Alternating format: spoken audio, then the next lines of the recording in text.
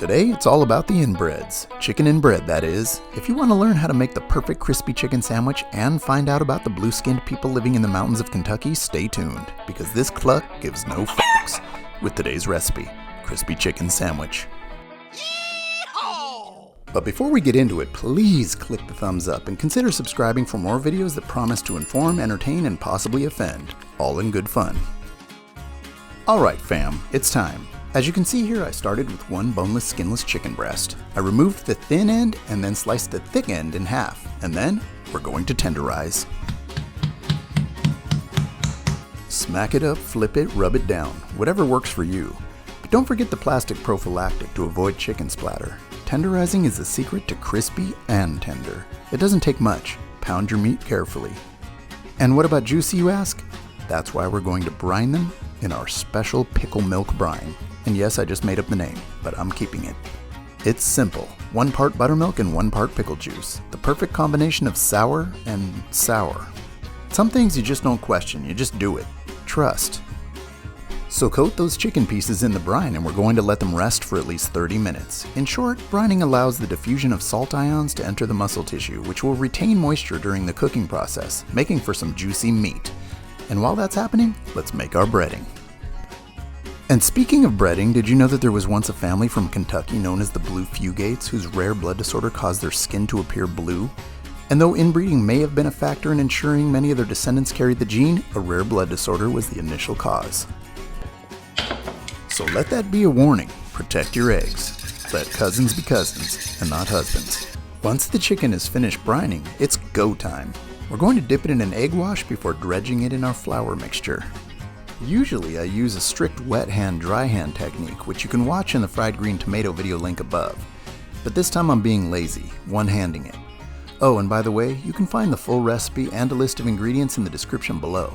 That way, even with all the on-screen shenanigans, you'll still be able to recreate the final product and impress your friends and family.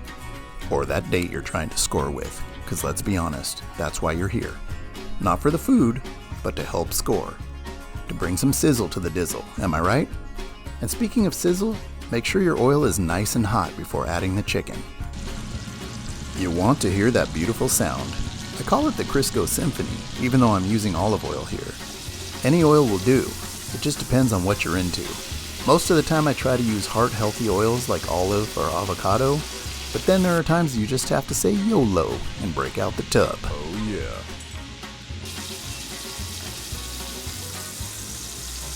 So once the chicken fillets are golden brown, remove them from the oil and set them on a wire rack. If you don't have one, pick one up. Because this is how we're going to keep our breading perfectly crispy while we move on. And speaking of breading, we're going all the way with this one. Toasted buttered buns, like Ma used to make, back on the farm. With Bubba, Cousin Junior, and of course, sweet little Sue Ann.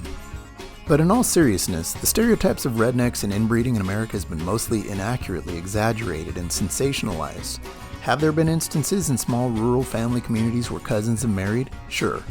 But not to the extent we've been led to believe. In fact, historically the most blatant instances of inbreeding, I'm talking brothers marrying sisters, have been in European and Egyptian royalty.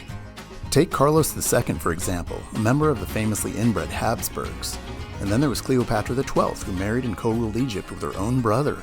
This type of arrangement was common in royal families in an effort to keep the bloodlines pure. So next time you visit the People of Walmart page and find yourself making fun of those less fortunate than you, just remember, it has nothing to do with inbreeding, just bad fashion sense.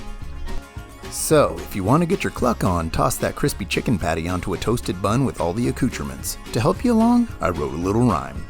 There once was a story about a chicken and bread, the juiciest chicken that anybody said.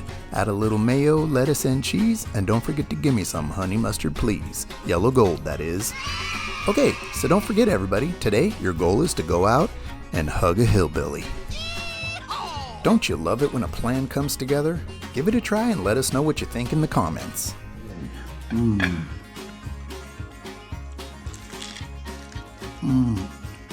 Oh. So juicy.